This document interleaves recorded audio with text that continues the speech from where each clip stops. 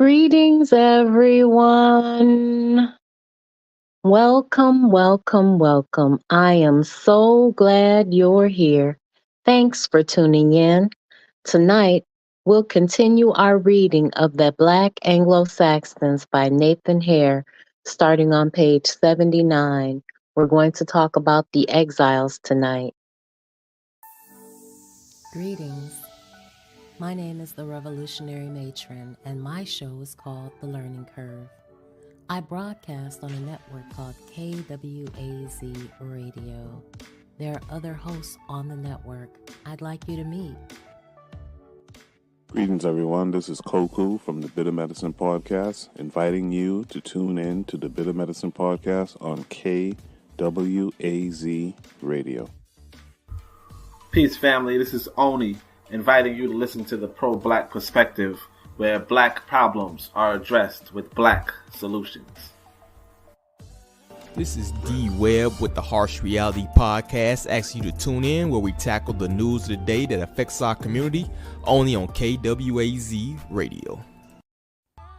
The views, thoughts, and opinions expressed here belong solely to the respondent, and they do not necessarily reflect any broadcast networks, affiliates, nor sponsors. The Learning Curve is a broadcast created for the benefit of my global community. Black is a consciousness.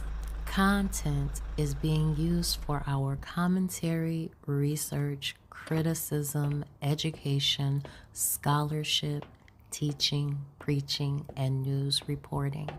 No copyright infringement is intended. I will make enunciation mistakes. I will give you my opinion about the information. And if you ever ask, I will send you my source. The Exiles. Bounced against the wall of segregation, the Negro Anglo-Saxon exile compensates by seeking to remove himself from the Negro world. His separation is both spatial and social.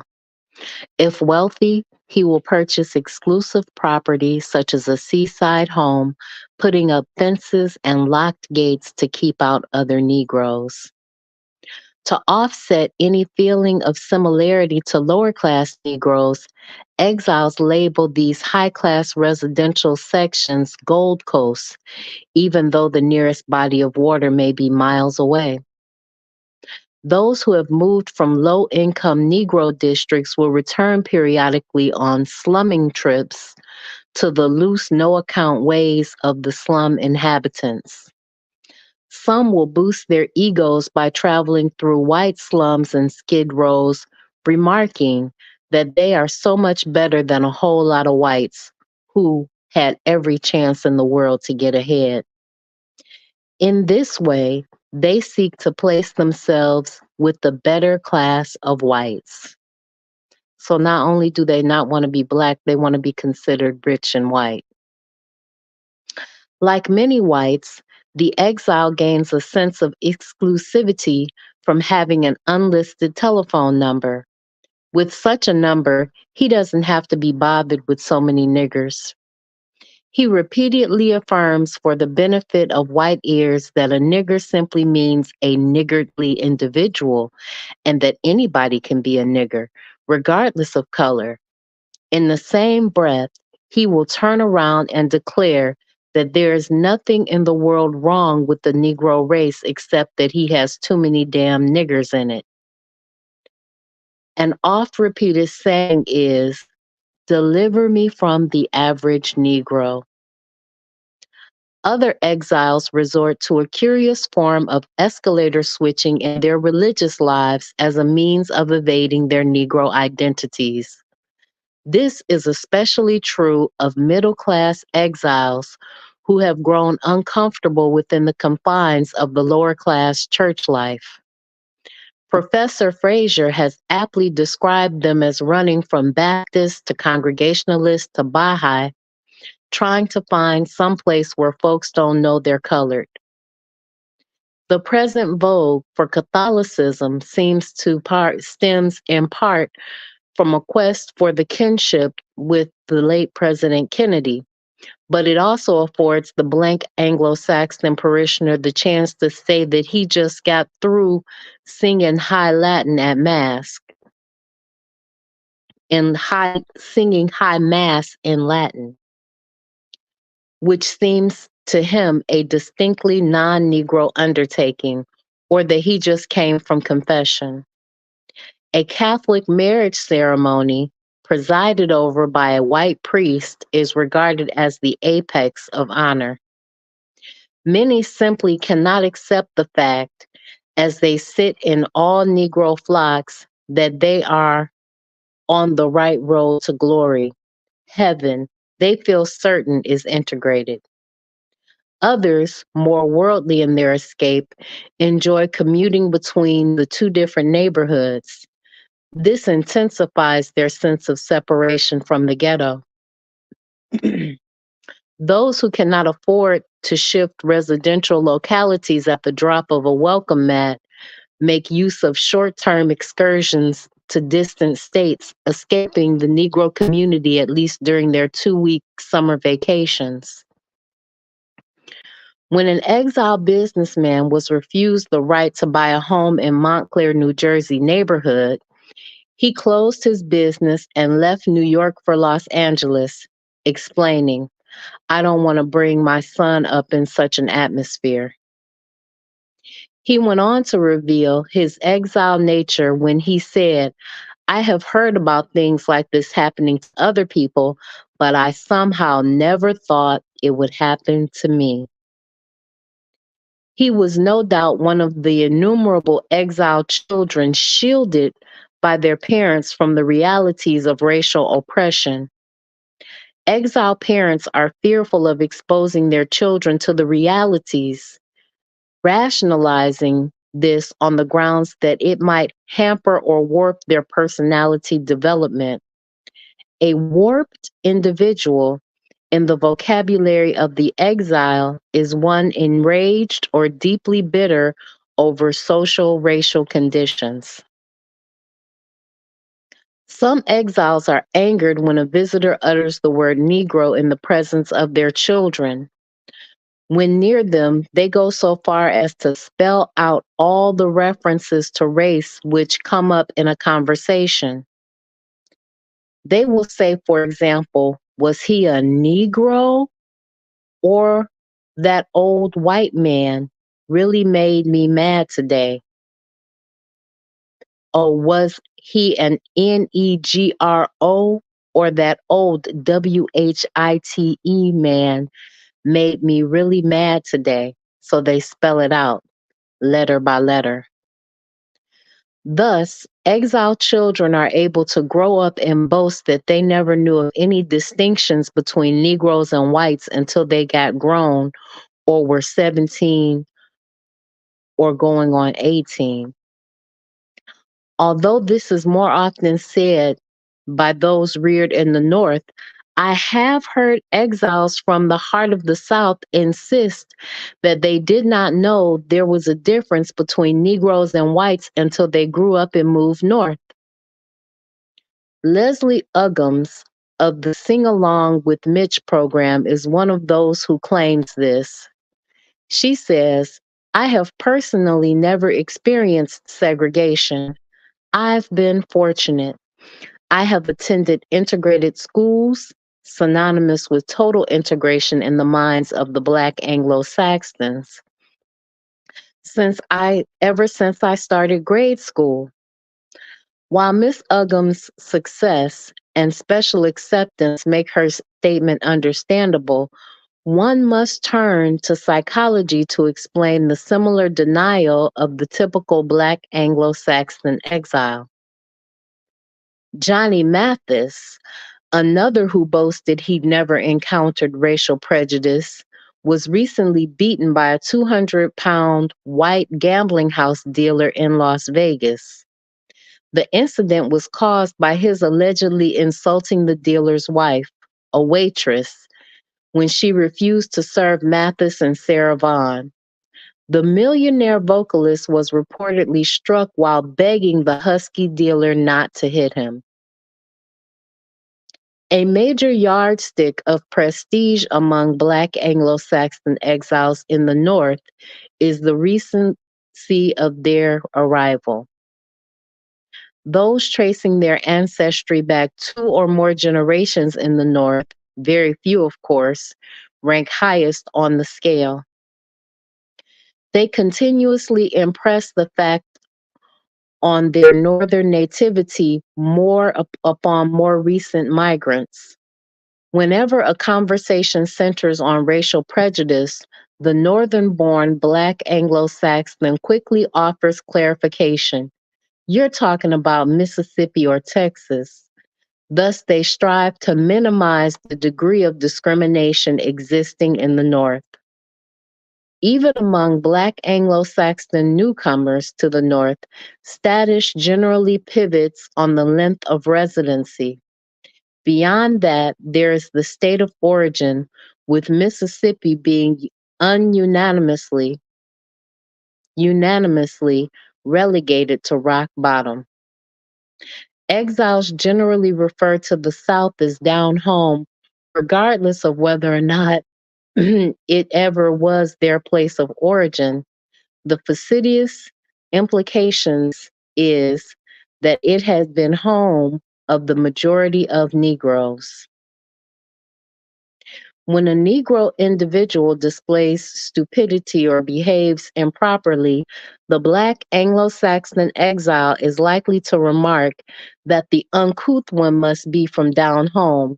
If he behaves especially badly, he is said to be from the Big M or Mississippi.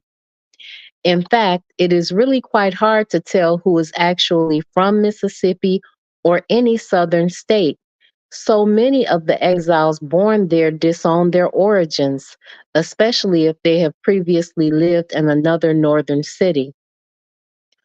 Once in the North, exiles rejoice that they have made it up here in New York or Chicago, unlike their relatives and friends in the rural Southland. Their desire to sever relationships with Southern Negroes and the South is in general, may lead to strange conflicts. I once observed a young society matron walk out of an NAACP benefit to discover a car with a Georgia tag blocking the exit of her Cadillac. Fuming, she had the owner paged and then sneered angrily when he emerged. Why don't you go back down south where you belong? Not only do exiles demand and command prestige on the basis of nativity or longevity in the North, they also take pride in the assertion, whether it's true or not, that they have never been South. Some contend that the area is just like someplace you read about in a fairy book. Those who have migrated north, on the other hand, delight in southern trips in order to boast that they could never live in the South again. They may even take a certain pleasure in receiving racial rebuffs while in the company of Southern friends and relatives, subsequently proclaiming that they ain't been used to nothing like this. Exiles traveling abroad marvel openly at their reception in Europe, at being treated like a white person, or being taken or mistaken for everything but a Negro. This form of fantasy passing is shown in a recent remark by a former executive director of the Urban League. He told his Brazilian neighbor that the best thing about Brazil is that nobody can say how many Negroes there are in the country. On the other hand, if an exile should visit Africa, he is grossly insulted if anyone mistakes him for an African. This escapist syndrome apparently concerned Louis Lomax, the author of Negro Revolt, at a Washington, D.C. luncheon held by the District Federation of Civic Associations. Lomax said, "Let's stop pretending we aren't really Negroes." He probably had certain Black Anglo-Saxons in mind, in contrast to voluntary Negroes, those who can pass but choose not to. These are people who are voluntary Negroes. They cannot pass, yet act and think as if they have been doing so all their lives. Even those of the darkest hue appear to believe that when whites refer to colored people, they are talking about someone else.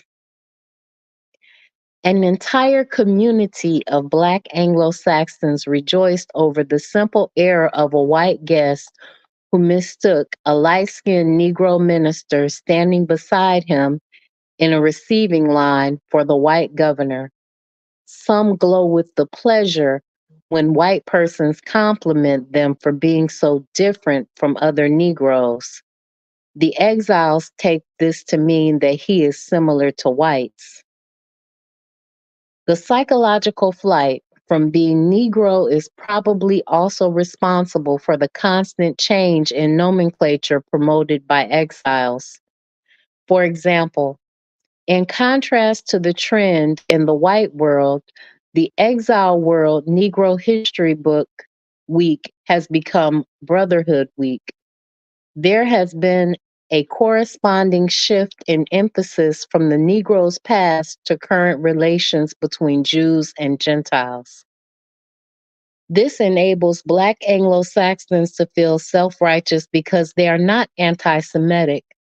Similarly, the CME, which stands for Colored Methodist Episcopal Church, is now the Christian Methodist Episcopal Church. Greetings, Forecast. How are you tonight? Because of the association of the color Black with oppression, the exile is repelled by it, particularly as the description of persons. Many shudder at the mere sound of the word, while others use it as an epithet. Two dancers in New York resigned from the Black Nativity cast because they objected to the title. One of them explained, "We loved the script, but originally it was called Wasn't It a Mighty Day? The title now seems in bad taste and I don't want to be a part of it." Many leading Negro athletes range in color from brown to dark brown. This is largely due to the tendency of the better ones to come out of the lowest economic strata, where light-skinned Negroes, as a result of well-known historical and social circumstances, are not as prevalent. Despite this fact, exile newspapers invariably refer to them as tan stars. Some even do so when the dark-complected athlete's picture appears alongside of the tan description. So they want to be anything but Black and want to be associated as tan, as light skin. They want to pass for white. They think that white people are complimenting them when they say that they act so different from other Negroes. Exiles also seek to escape their Negro identities by giving non-Negro names to their children. They search for French, Spanish, German, and Scandinavian names first, especially for girls, to attach their Anglo-Saxon last names to. A more recent fad involved such white-sounding names as Jane, Barbara, and Susan, which would have formerly been Janet Ann, Barbara Jo, and Susie Mae. A New York City woman explained why she named her baby Elizabeth, saying, "It's a name in which she can do so much, like change it to Liz, previously Liza, or Betty, once spelled Bettie, or Elizabeth. School teachers, being more educated, may choose big names such as Vanessa for their children after the soap opera stars they watched during summer vacations.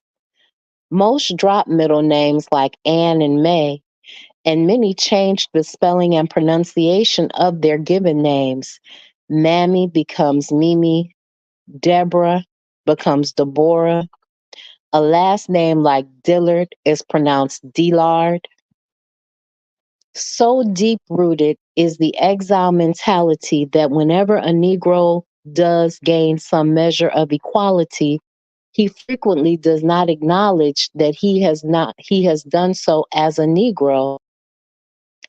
Even when some white individual, usually a politician, is said to be a friend of the Negro people, it is quickly added that this is not because they are Negro, but because he is a humanitarian or some other rationale. The forecast says some gave up the white sounding names for job applications and stuff too. And yes, they did because, Jeremy gets hired more frequently than Jerome, or John or Justin gets more hired more frequently than Joseph. So we have to look at that. And these Negro Anglo-Saxons were doing this back in the 60s. James Meredith, first Negro to enter the University of Mississippi, confused television newsmen when he said after his ordeal that Negroes should not try to enter Ole Miss.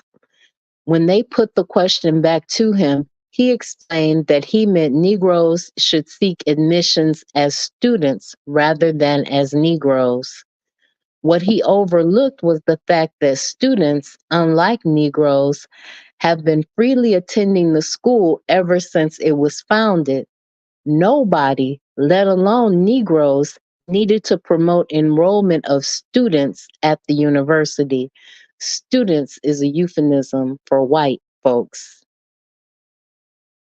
When the space program's token Negro astronaut was chosen, he hastened to protest that he had not been chosen and selected as a Negro, but as an individual. This new tendency to fight for students and individuals rather than Negroes plagues many an exile leader today.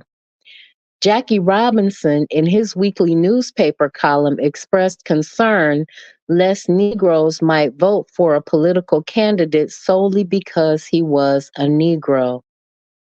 The late Ernie Davis, in an amusing display of Black Anglo-Saxon one-upmanship, was quoted as saying that he didn't want to just be another Jackie Robinson, but just a ball player.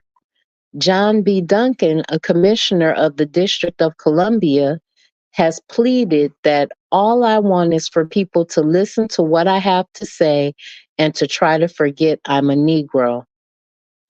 P.L. Prattis, Negro author of a column for the Pittsburgh Courier, has expressed concern over his tendency towards denying one's color.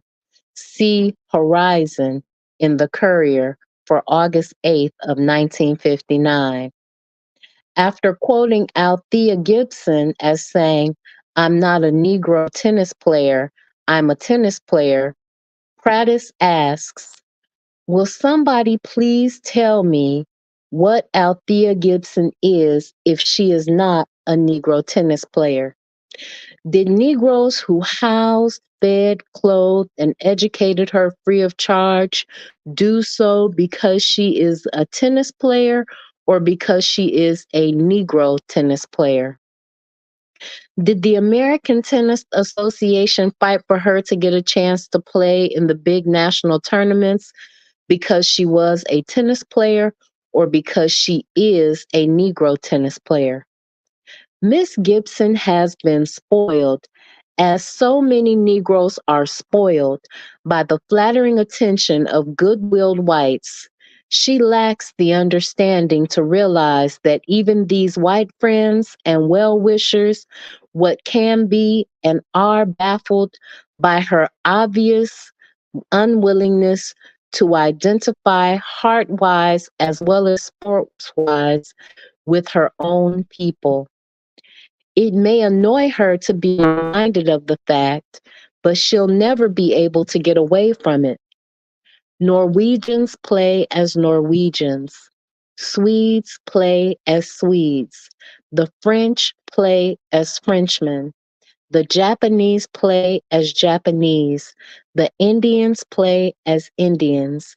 And the Italians play as Italians, even if they are from America. But all the other, but all the head turned Althea can be is a tennis player, not even an American Negro tennis player. The whites know what she is if she doesn't. Other exiles not only condemn competition as Negroes, but also look down on competition among Negroes. When told of some achievement, they sneer, "Oh, you mean the best Negro such and such? Oh, or is that's a Negro school or publication, isn't it?" By condemning and avoiding all things that remind them of their Negro identities, they become plain individual. Exiles attempt to deny that to be a Negro is to be in a category subject to collective abuse. They are, in effect, resigning from the Negro race. Often, when the exile speaks of equal rights, he means for a chance for himself to escape from other Negroes to a way of life akin to the frantic pace of whites. Excluded from the white world of their dreams, they seclude themselves from any reminder of their own world. Many delight in the ignorance of their ancestors, since this implies that they might not even be full Negroes. So they don't want to know their history, they don't want to know their genealogy. Others go back as far as the Mayflower to whiten their ancestry. Wedged thusly between two social groups, they live the frustrated lives of marginal men. Greetings, KW Down 7. Many exiles belong to the I know nothing about Negroes school of Anglo-Saxons. C. Eric Lincoln, author of The Black Muslims in America, found Negroes claiming that they first heard about the movement through their white liberal friends. The exiles' disinterest in the Negro is apparent in the grades received by colored college students in courses on the Negro. They are below those obtained in other areas. At Howard, a predominantly Negro university, white students frequently do far better at these courses than their Negro classmates. So there were white students at Howard in the 60s. I have noted that Negro students will often avoid a discussion of race whenever it is raised in sociology textbooks. This desperate attempt to escape their Negro identity has been observed by E. Franklin Frazier and Carter G. Woodson, among others. While totally ignorant of such slave insurrectionists as Nat Turner and Denmark Vesey, exiles honor two Negro messiahs with opposing ideologies, Booker T. Washington and Reverend Martin Luther King Jr. Both of these men, in their respective eras, were sufficiently in accord with white interests to enjoy the plaudits of the white liberal press. An Associated Negro press release recently expressed surprise when W.E.B. Du Bois received 8 out of 10 votes in a poll conducted by the Negro History Bulletin. This should not have caused astonishment, since it has been well established and documented that the Negro masses select their own heroes. By contrast, the Black Anglo-Saxons, largely members of the middle class or would be members, are more apt to accept as leaders those individuals approved by whites. So, as you can see, what they're saying is that middle class people, people that make a little bit more money, are more likely to accept the black people, white people put in front of them. An exile teacher in a white school in Montgomery County, Maryland, was found by her husband reading a book on race, something black Anglo-Saxons hardly ever do. She explained that we got some of everything in the school this year, Negroes and everything. She, a Negro, was seeking knowledge of Negroes only because a white school was making her. This know nothing attitude toward Negroes was also evident in the remarks of an exile mother who came to a predominantly Negro school to register her fourth grade child. She immediately informed the teacher that the child was previously enrolled at a school with about 500 white kids and 4 Negroes. So you can see what she's from. I want her to have the best fourth grade teacher here. She's going to have to learn to associate with those colored kids, she sighed, and I hate that. During all this, the child stood by listening. In a survey I once made, many Black Anglo-Saxon college students from the North revealed their reasons for coming to Howard. They wanted to learn how to live with Negroes. I do not mean to imply that this is not a difficult endeavor for a Black Anglo-Saxon. In fact, it is almost as hard as learning to live with whites. So they were only going to a Black college at that time to learn how to live with Black people. And if you have a bunch of Black people that don't know how to be around Black people going to a Black college, what type of experience do you think they have? Ebony once considered the problem difficult enough to merit special attention. An editorial offered the following suggestions to white people on how to meet Negroes. They apply equally to Black Anglo-Saxons. Greetings, Brother Bakari.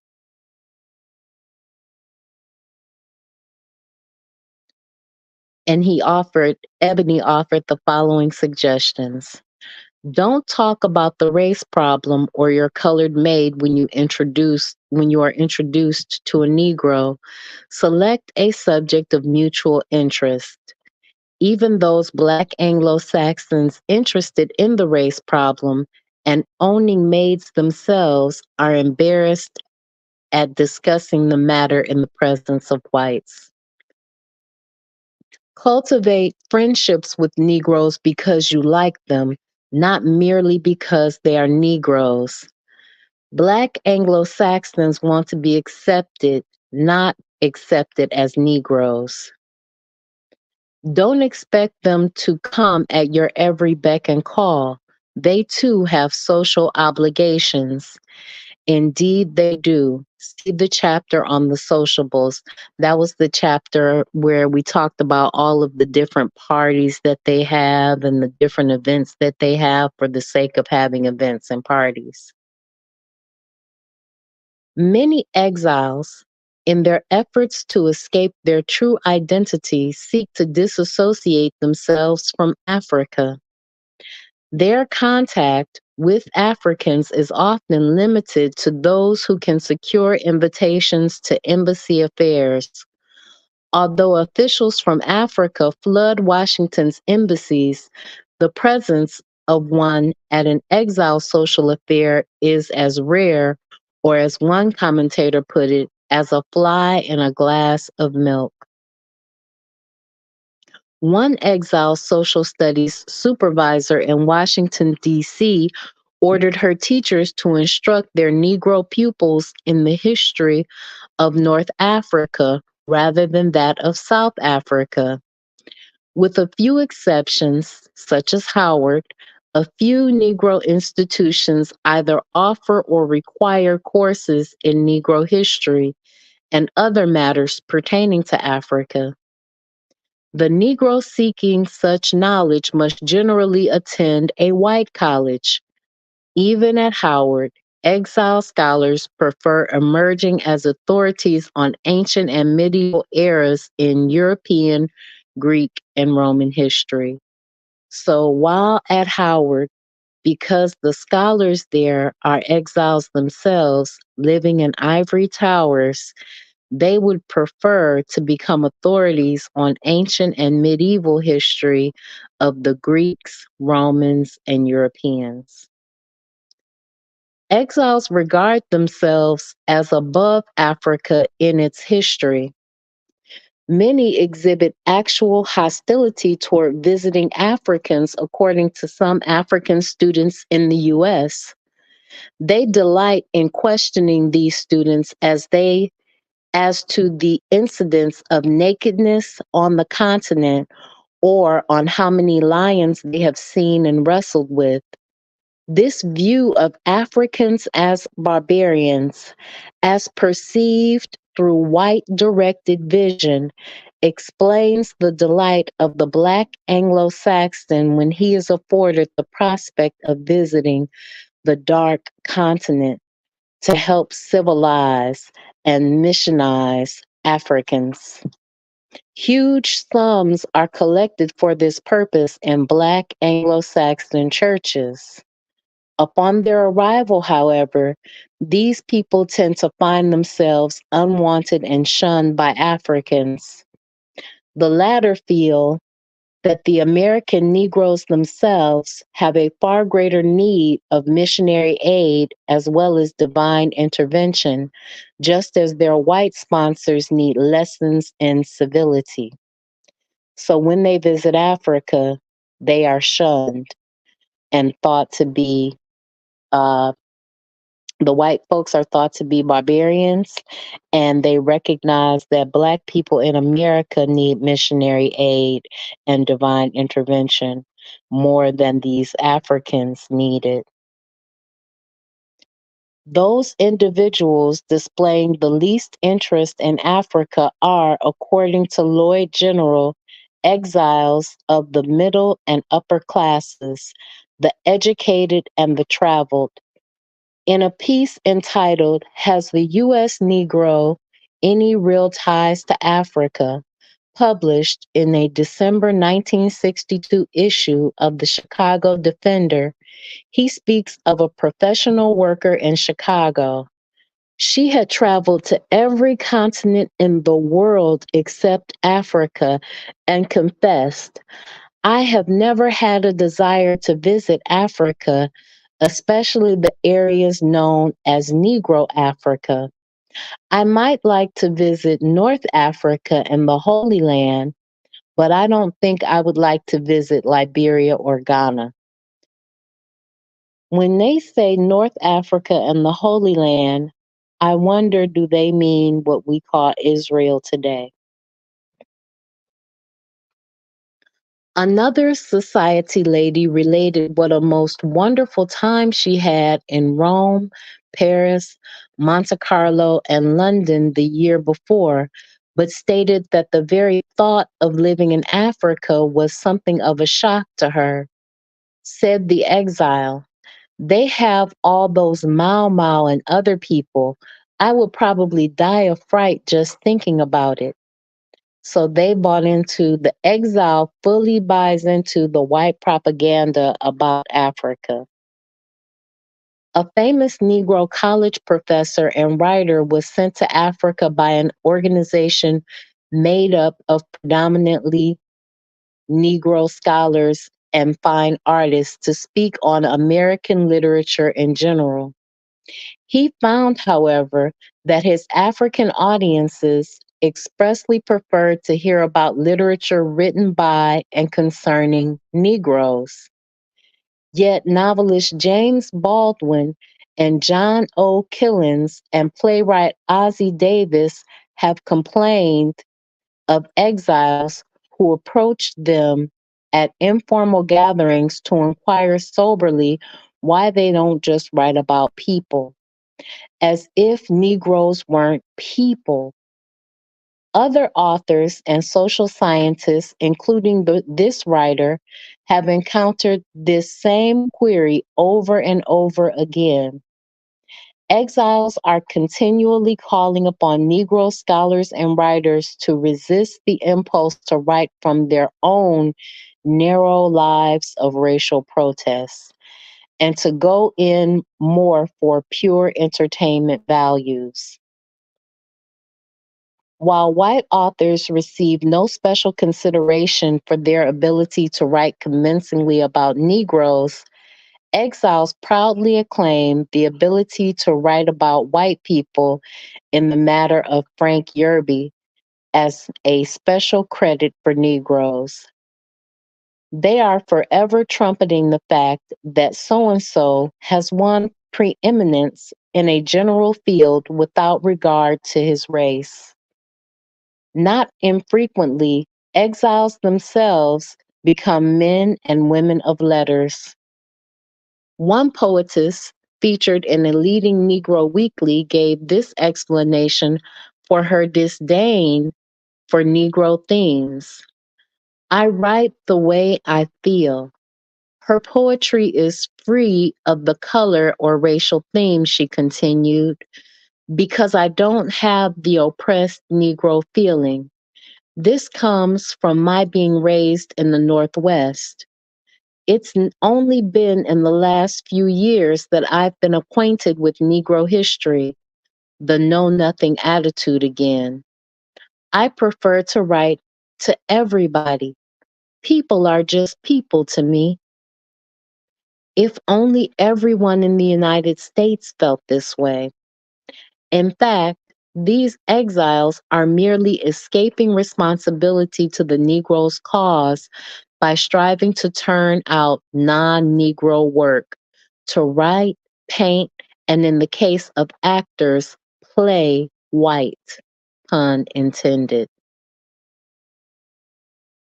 So intense is this escapist desire that one woman exile was outraged at the sight of a sign on the display advertising books written by Negroes. It had been placed there by a group of Negro high school and college students. The woman said, I was so offended by it that I took it upon myself to stand in front of these young people and to tell them so. I felt that the sign should indicate simply a display of current literature. These are people that want to see the color line disappear because they don't think that Black authors matter because authors are just authors and people are just people. Exiles maintain that Negro publications hold back racial progress by their protests and elaborations of discord between the races. They propose, therefore, a conspiracy of silence.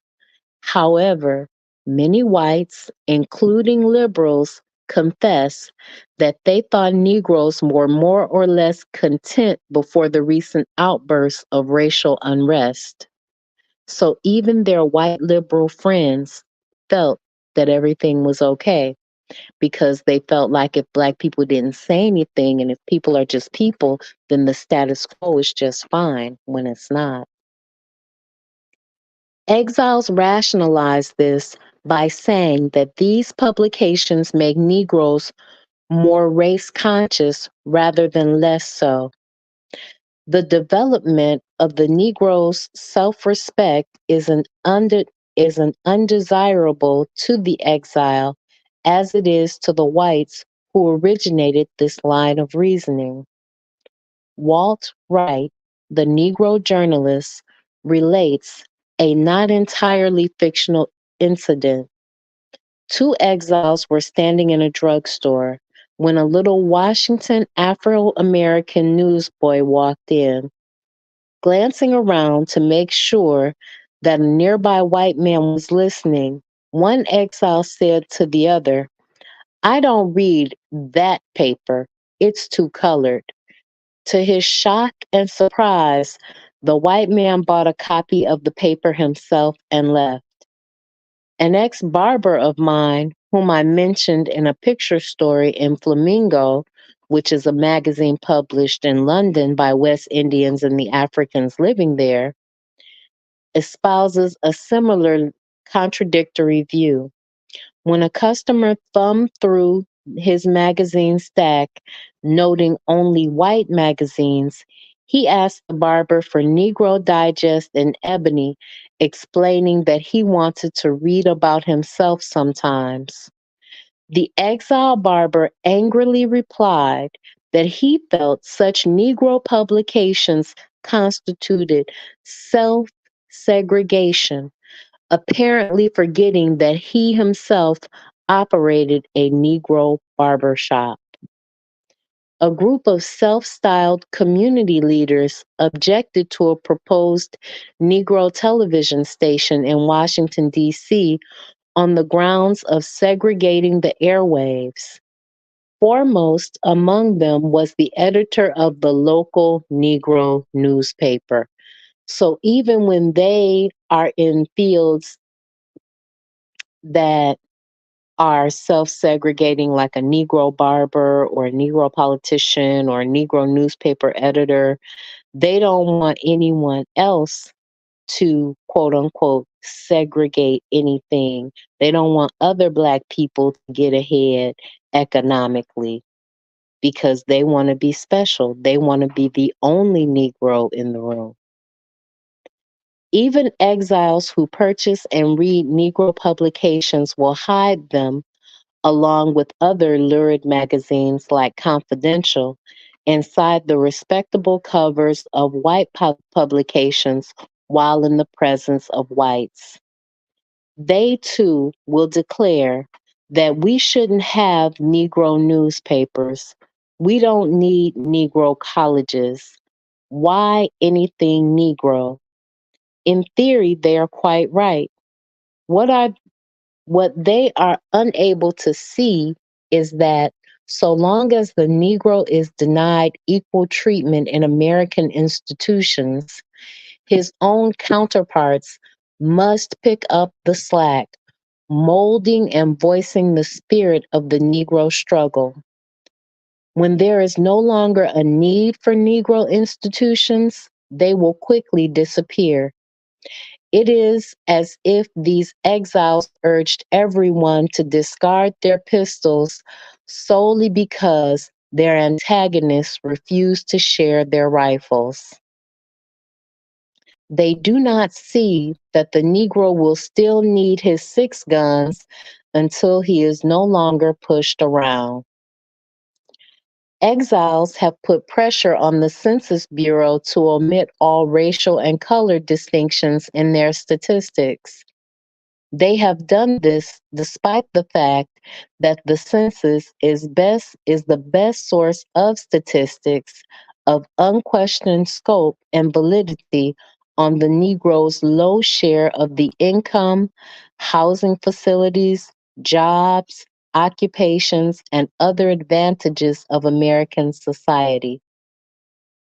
In an effort to attract more Negroes, a department store on Chicago's South Side once placed slightly dark-skinned mannequins in its windows.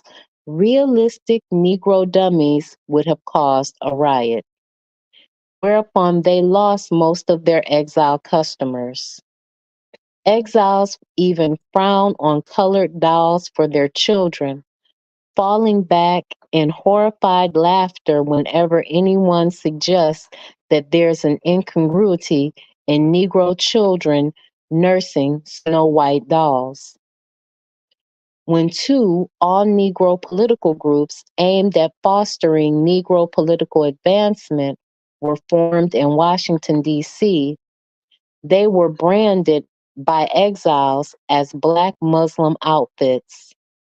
One trio of eminent exiles, among them a high military officer, applauded themselves for helping to break up such a club on the grounds, of course, that its members were segregating themselves.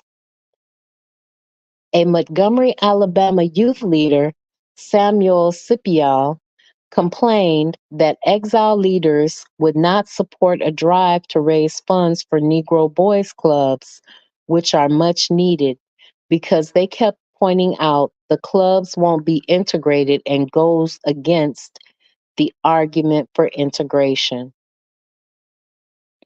Preoccupied with getting into existing groups from which they continue to be excluded, exiles avoid forming new ones. And this is their crime because they are preoccupied with getting into groups that they are excluded from, and then they won't make their own group. Black Anglo-Saxons in Washington, D.C. were generally disinterested in the crime problem, for example, until whites formed a council. Thereafter, they clamored for inclusion in that body. The exile rejects any semblance of self-sufficiency and independence from white control, labeling it as segregation or Black Muslim separatism, or they might call it Black nationalism in today's day and age. The proposed Washington, D.C. television station, WOOK, mentioned elsewhere, and the protests it raised affords an example of the exile mentality. It was originally planned to care for Negro interests, largely ignored by white stations. Hearing of the plans, many of my educated Negro acquaintances had rushed out and purchased costly converters, which were necessary to receive the new channel. But soon a squad of self-appointed leaders claiming to represent the Negro community arose and protested the opening of the station. These exiles admitted that the white stations in Washington, D.C. have failed to serve the majority of citizens of the district by not providing opportunities to articulate their problems and declining to air programs which depict the true plight and problems of the Washington Negro. But they seemed unaware of the opportunities which a Negro station, well conceived and operated with the Negro community behind it, could offer. On the contrary, they severely criticized the FCC, or the Federal Communications Commission, for its tragic willingness to grant broadcast permits to persons who have clearly made known in advance their intention to engage in Negro broadcasting. These same people are the first to raise the cry for free enterprise and free speech.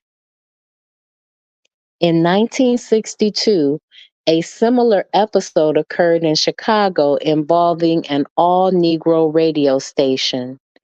In this case, the leaders stated that they did not wish to listen to all Negro programs and performers, contending that this constituted segregation within itself. That was the way Al Benson, an exiled disc jockey with a heavy Southern accent, phrased it. Shortly afterwards, Mr. Benson turned to preaching, becoming the pastor of an all-Negro church. Even members of Negro organizations and institutions will sometimes express an outlook similar to the exiles.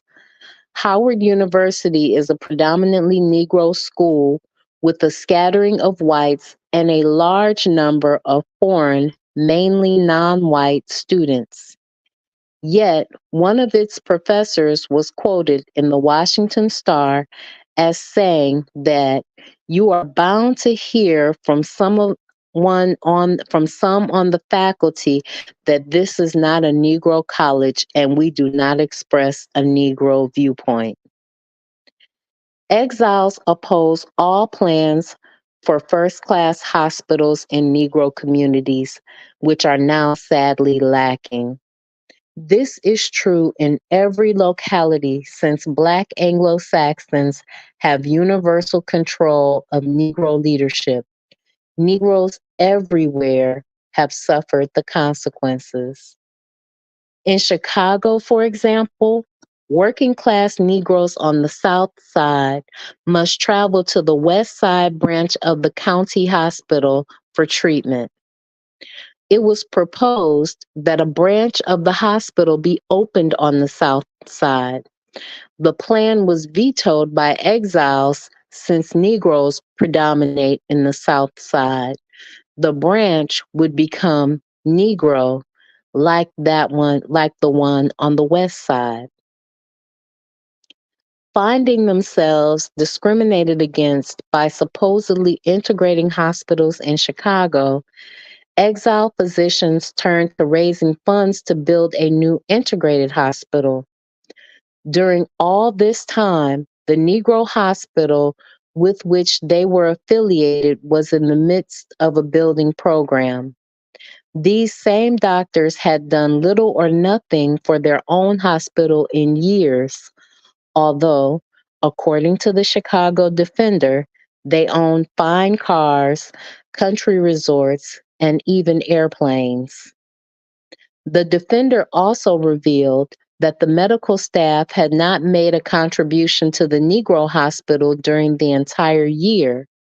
The Negro community, with its Black Anglo-Saxon leadership, had been generally laxed as the physicians. Most gifts to the hospital had come from large white foundations and corporations. The Defender compared this with the growth of the Michael Reese Hospital from Jewish charities, inquiring perplexedly, why cannot the Negro community do the same? Are we a society of beggars depending on doles from people outside of the area? Are we totally lacking in civic pride? Are we against the idea of supporting our own? Sadly enough, the Black Anglo-Saxons have answered in the affirmative.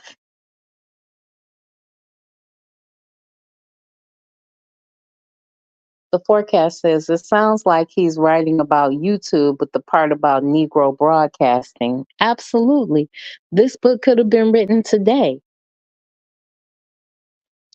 When Philadelphians Berean Institute sought to expand into Berean Community College, its location in what has become a Negro community caused one exile to object.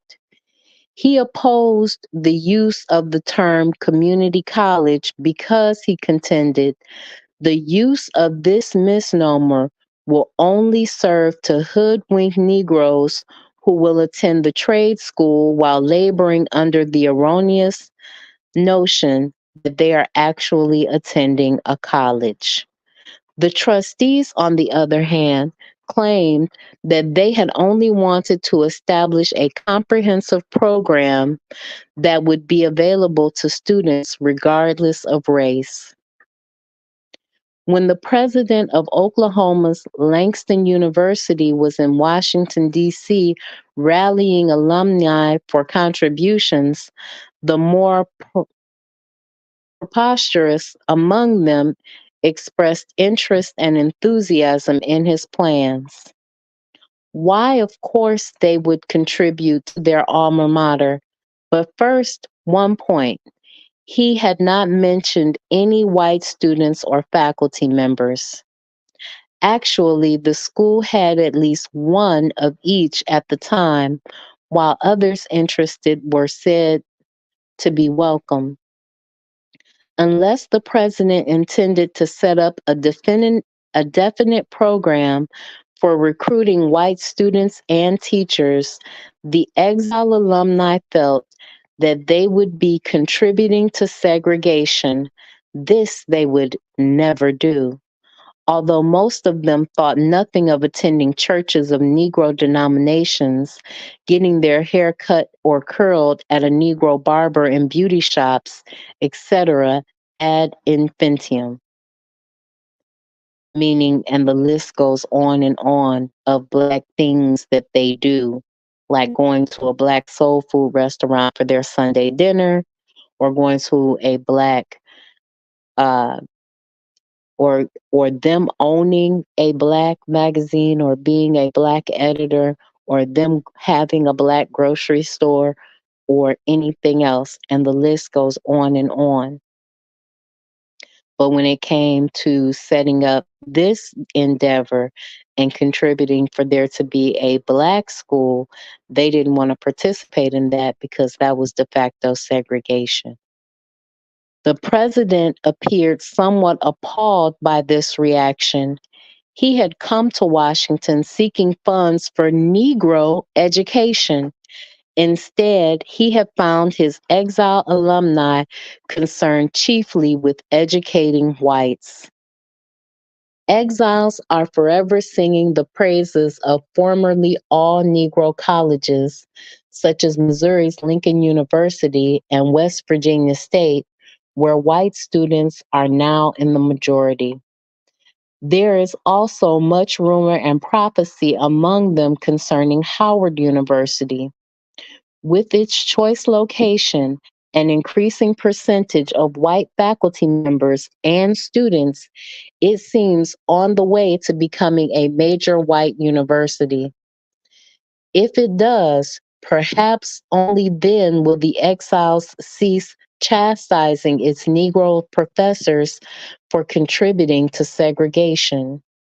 Many of these teachers, like myself, turned down posts at white universities in order to help educate Negro students squeezed out of northern white schools and colleges by high quotas, high tuition fees, and social isolation.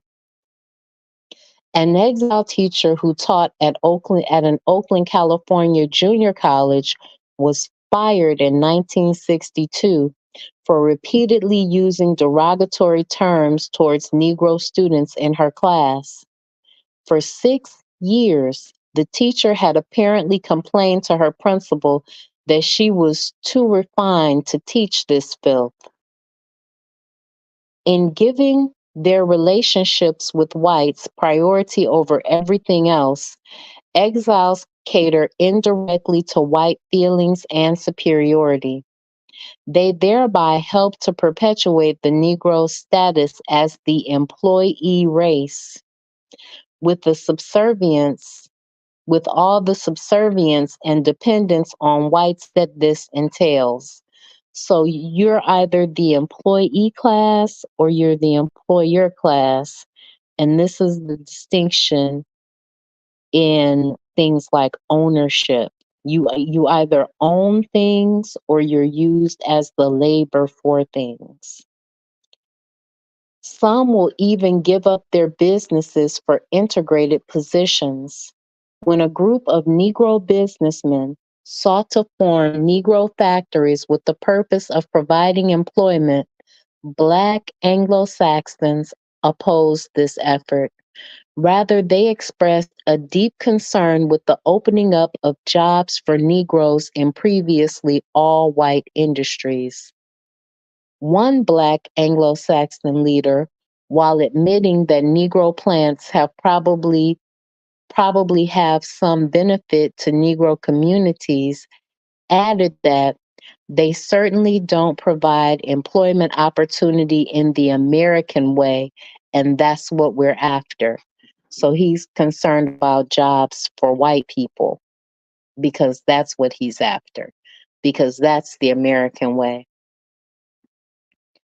When preliminary approval was granted to the Riverdale National Bank in Houston, a search of the records revealed, according to the Associated Negro Press, that the last charter issued for a regional bank organized by Negroes was in 1922, a period when Negroes were not nearly so affluent as they are now.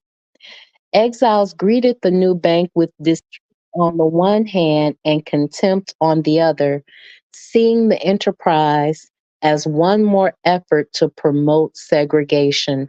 So they see consistently any enterprise by Black people, any attempt by Black people to start a business as promoting segregation or Black nationalism. Exiles shun any proposal for Negro unity and self help on the grounds that such moves would harden the core differences or promote Black supremacy. And these are the people that are the self appointed leaders in the community. They constantly warn Negroes against racism in reverse, pointing to any race, pointing to any trace of pointing to any trace of hostility towards whites or a sense of defensive identity and kinship with Negroes as frightening. They not only reject Negro organizations, excluding such mixed organizations as CORE and the NAACP, which also expressly integration, they object to a Negro being appointed to work with, for, or over other Negroes.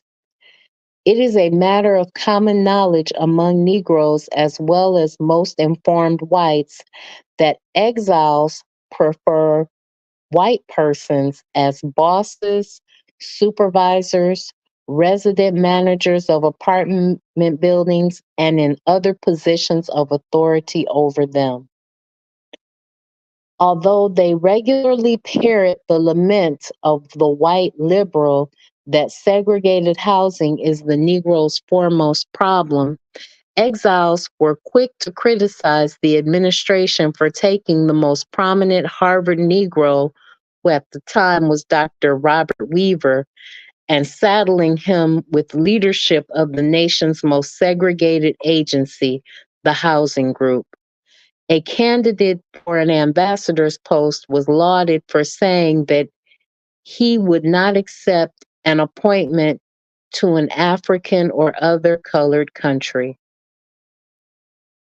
Similarly, exiles do not patronize Negro doctors, lawyers, or other professionals. Thus, they help make predictions of failure and inferiority come true. The top ranking Negro professional golfer was quoted in the Philadelphia Tribune as saying he was fired because the Croydon Company, which was white, was paying all of my traveling and food expenses in the belief that Negroes would surely buy the equipment which I endorsed. But my own race let me down. There are about 250,000 Negroes playing amateur golf, but I couldn't get 1,000 of them to buy any clubs and balls. Martin, the president of the Il Martin of the Professional Golfers Association said that a Negro golf pro they hired was an excellent worker, but that Negroes would not take enough lessons from him to justify his salary. Even when exiles acquired the chance to use facilities formerly denied them, they often hold back. Such behavior hardly seems to reflect the spirit or the tactics of the civil rights struggle, for instance. After the Jugs and other Memphis, Tennessee social groups began renting the white Clearpool Country Club for their affairs, exile leaders refused to attend. They vowed to stay away from these all Negro functions until the Clearpool is fully integrated for all occasions.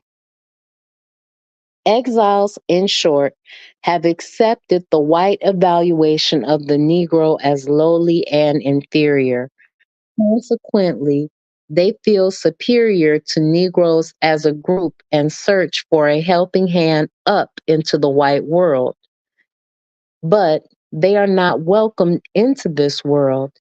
Instead, they are cruelly thrust back again and again into the milieu they hate with such white hot passion, pun intended, and contempt. If exiles were to succeed in their goal of divorcing themselves from their race, it would not matter to them if whites were finally to accept Negroes, they would still be excluded because they have failed to gain equality as members of a certain race. They seek to abolish that race. Integration becomes synonymous in their minds with the disintegration of the Negro. They operate on the pathetic assumption that the sooner they forget that they are Negroes, the sooner the whites will also forget that they are Negroes. So, as you can see, this group of Black people is trying to destroy and abolish the color line. They don't want they will not participate economically in business ventures that Black people appear to run or use to create employment. They will not participate economically if Black people are the face of the enterprise. They will not participate economically if Black people are going to be the ones benefiting from a project. They don't want to support a Black hospital. They don't want Black people to be independent in any way, shape, form, or fashion. They would prefer to beg a white person for what they need. They would prefer to beg a white person to lead what they need. And that is the end of the Exiles. Tomorrow night, we will read about the Insiders. I thank each and every one of you for tuning in. I want to thank KW Don 7, the forecast, and Brother Bakari. I know that Sister Raw is out there and the elders listening with her. I know that Anthony McPhail is out there. So is Bawana Haguziki. So is Afro Native.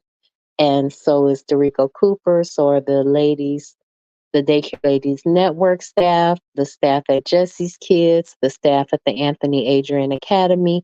I thank each and every one of you for listening tonight. I appreciate you, and I will see you tomorrow at 7 p.m. Eastern Standard Time for part 7. Peace, guys.